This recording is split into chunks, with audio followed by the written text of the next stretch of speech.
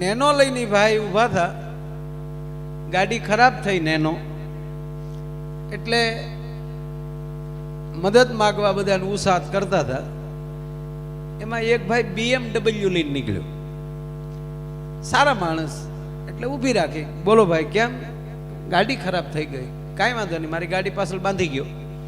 એટલે ઓલો ગાડી વાળો નેનો વાળો કે ભાઈ તમારી ગાડી પાછળ મારે કેમ બાંધવી? ક્યાં BMW, ક્યાં નેનો?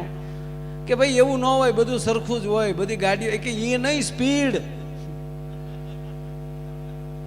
આની પાછળ મારે નેનો રાખવી કેમ? આ તમારે આ ટોપમાં પોગે તો 120 જાય. કે ભાઈ હું ધીરે ધીરે ચલાવીશ, થોડાક સુધી છે ને, ક્યાં આપણે 15-20 કિલોમીટર જવું છે આગળ, હું ધીમે ચલાવીશ. પણ અહીંયા અત્યારે કોઈ બીજું તમને નહીં લે, તમને મદદ નહીં કરે, એમ કરતાં મારી પાછળ ગાડી બાંધી ગયો અને છતાંય તમને એમ લાગે કે સ્પીડ વધી ગઈ, તો તમે ડીપર મારજો એટલે હું ધીમો પડી જાય. ધ્યાન દેજો વાતમાં. કારણ કે આ તકલીફ બીજી શું થાય? કારણ કે પાછળ મોટું સ્ક્રીન, મને જોવા હાટ કરતા તમે ન્યા જોવો, એટલે મને શું થાય કે મારી સામે ધ્યાન ન હોય, મને એમ થાય કે હું નહીં ગમતો હોઉં આ લોકોને. કારણ કે પાછળ મોટું સ્ક્રીન છે એટલે એમાં મોટો દેખાવ ને, એટલે તમે ત્યાં જોતા હો. એ કરતાય તે પાછા કેમેરો ચાલુમાં તમારી ઉપર આવે તો આપણું સતત ધ્યાન રહે કે આપણે બતાવી શીખ નહીં ત્યાં. એટલે આવું બધું થતું હોય. એટલે બને ત્યાં સુધી મારી સામે લાઈવમાં જોજો. બાકી સ્ક્રીનમાં તો તમે ગમે ત્યારે જોઈ શકશો, મારી કોઈ વેલ્યુ નથી. હોટલો એ ઉભા રહ્યો એટલે 20-20 રૂપિયામાં રેકડીમાં મળીએ. હા, અમારે શિવરાત્રીના મેળામાં એક જણા કેસેટો વેચતો હતો, CD કેસેટ. પાછો બોલતો જતો હતો, 2 કીર્તિદાનમાં માયો આયર મફત.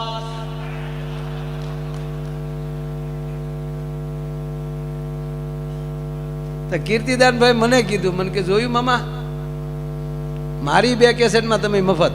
મેં કીધું મફત લેવા હાટું તારી 2 લઈશ. બોલ.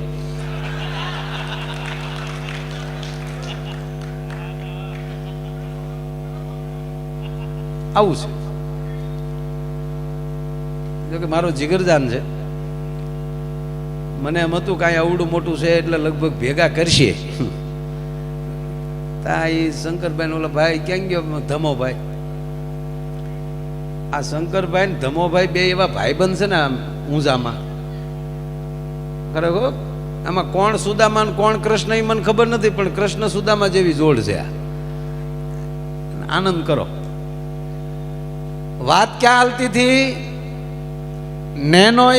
નેનો ગાડી BMW ની પાછળ બાંધી. હવે BMW હતું ને એ લોટકા માણસનું હતું. એ બરોબર ધીરે ધીરે ધીરે આ નેનો ને લીધે જતા હતા. એમાં એક મર્સિડીઝ વાળા એની સાઈડ કાપી.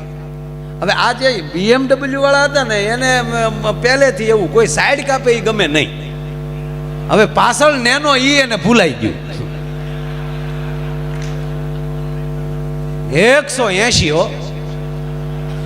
મર્સિડીઝ ને BMW આમ પણ વચ્ચે ઓલી કેમ પતંગ જાતી હોય એમ નેનો.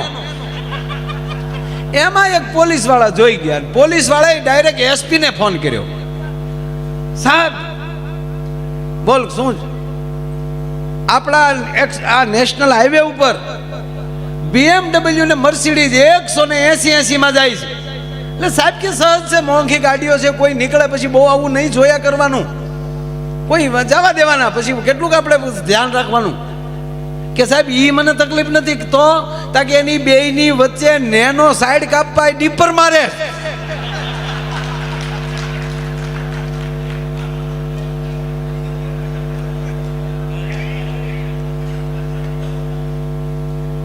એટલે ઘણીવાર આવું થઈ જાય. આપણે કોને લીધે ચાલીએ છીએ, આપણને કોણ લીધે જાય છે, એ કોઈ અસ્તિત્વ નક્કી કરતું હોય છે. ક્યાંક આપણી લિંક લાગેલી છે જ. આપણે આપણા જીવનની શરૂઆત કરી છે ત્યારે કોઈને આપણે લક્ષ્ય બનાવ્યા જ છે, સદગુરુ બનાવ્યા જ છે કે આ વ્યક્તિ જેવું મારે બનવું છે. અરે છોડો, તમે તમારા બૂટની આમ દોરી બાંધતા હોવ ને ત્યારે પહેલી વાર કોઈક દોરી બાંધતા ને જોયો છે ને, તમારા મગજમાં આવતો જ હશે. તમે તમારું શર્ટના બટન ફિટ કરતા હો ત્યારે તમે કોઈ એવી સ્ટાઇલથી કોઈ શર્ટના બટન ફિટ કરતો હોય તમને મગજમાં આવશે જ. એટલું નહીં, તમે તમારા ઘરે જમવા બેસો એમાંય કોઈકની એમ કહેવાય અદા તો ક્યાંક હશે જ. ગમે એટલું પ્લેન ફાસ હાલતું હોય પણ ગમે નક્કી જ કરી લેવાનું કે એ કોઈ પણ રનવે ઉપરથી જ ઉડ્યું છે. રનવે હોય ટૂંકા પણ જો ઉડાન આપી દે ને પછી એનો અંત નથી આવતો. સાહેબ, એમ આપણું ઘરનું આંગણું તો બહુ ટૂંકું હોય છે પણ માવતરના સંસ્કાર આપણને એવડી ઉડાન આપી દે છે ને કે પછી આકાશ આપણને નાનું દેખાતું હોય છે ભલામણ. એટલે સંસ્કારની જરૂર, ભાવની જરૂર. નહીંતર હમણાં એક 80 વર્ષના ડોશીમાં કોર્ટમાં ગયા, 80 વર્ષના, અને વકીલ રાખ્યો અને કોર્ટમાં મૂક્યું કેસ. જજ સાહેબ આમ જો કેસ વાંચીને કીધું કોણ કોણ છે કે આ માડી કેટલા વર્ષ થયા? તારે શું કામ છે? જેટલા વર્ષ થાય એટલા વર્ષ. હવના ધંધા હવ કરો ને. માણાની વેશમાં ઉંમર પૂછતા શરમાતા નથી કે માં હું એમ નથી કેતો આ તમારા કેટલા વર્ષ તા કે 80 વર્ષ છૂટા છેડા મારે લેવા છે તે. મારે છૂટા છેડા લેવા. તારો દાદા મને નહીં જામે, નહીં જામે ને નહીં જામે કે પણ 80 કાઢી નાખ્યા ને હજી નહીં જામે. નથી મારે એની ભેગું રહેવું. ના પાડીને મને છૂટા છેડાનો કેસ કરી દે. કે પણ માડી પણ હવાનું નથી થવાનું. મેં તારા દાદાની સહી લઈ લીધી છે, એને ખબર વગી નહીં. એ નાના ભેગા રહેશે, હું મોટા ભેગી રહી, પણ મારે એની ભેગું નથી રહેવું. કે પણ માં તમને તકલીફ શું છે? તકલીફ બીજી કાંઈ નથી. એને જે મને કહેવું હોય ને એ બધું કહી દે અને પછી હું બોલવાનું ચાલુ કરું ને તો એ કાનમાં લી ઓલું સાંભળવાનું મશીન કાઢી નાખે. જિંદગી આ જ છે મારા વાલા. કોક શું બોલે ને એ બહુ ન સાંભળવું. આપણે કેવું જીવવું નિર્ણય આપણે કરવાનો હોય છે ભલા માના. એટલે કવિ કાગ લખે છે કે કેમ તમે આવ્યા છો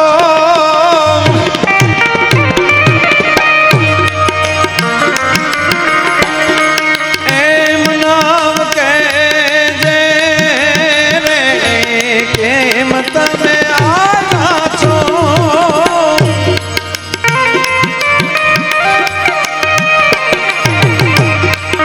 એમ નામ કહેજે રે,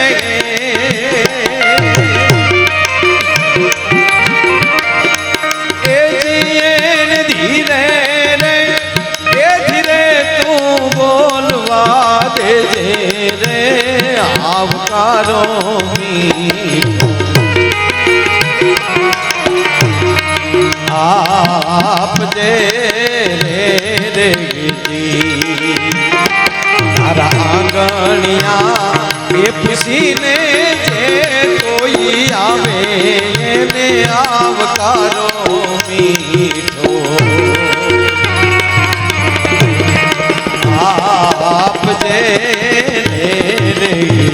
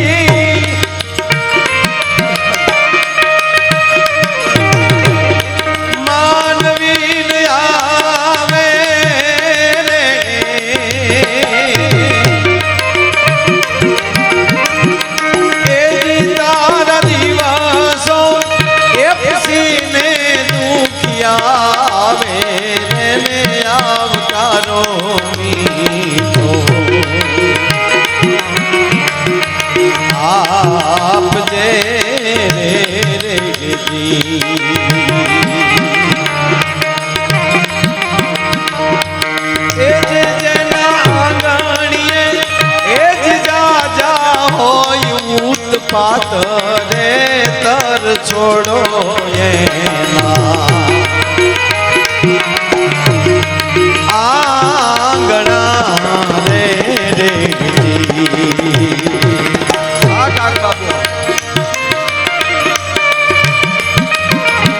કવિ કાગ દુલા ભાયા કાગ ગુજરાતના પ્રથમ પદ્મશ્રી જેણે ગાંધી બાપુને કવિતાઓ સંભળાવેલી જેણે ટાગોરજીને કવિતાઓ સંભળાવેલી ઈ એમ કે તારા આંગણિયા પૂછી કોઈ આવે આવકારો મીઠો આપજે અને પાછા ઈ એવું લખે કે જેના આંગણિયા હોય જાજા ઉત્પાત તરછોડો એના આંગણા જેને આંગણે માન ન મળતું હોય જેને આંગણે અતિથિનો રોટલો ન થતો હોય સાહેબ એને આંગણે લક્ષ્મીનો વાસ નથી થતો તો આ બધું કોણ કરે આ દાન કોણ આપીએ કે દાન ઈ આપીએ કે જેને કેવલ ને કેવલ ભરોસો હોય કે હું લાખ આપીશ મારો નાથ મને કરોડ આપશે સાહેબ ને આપ્યા વગર રહેતો નથી હે એ જી જેના ખંભારે એ કોઈથી રે નો ખેખવાણા રે રખો બાજે નહીં રામ ના રે રે જી અરે રે રખો બાજે નહીં રામ ના રે રે જી અરે રે રખો બાજે નહીં રામ ના રે રે જી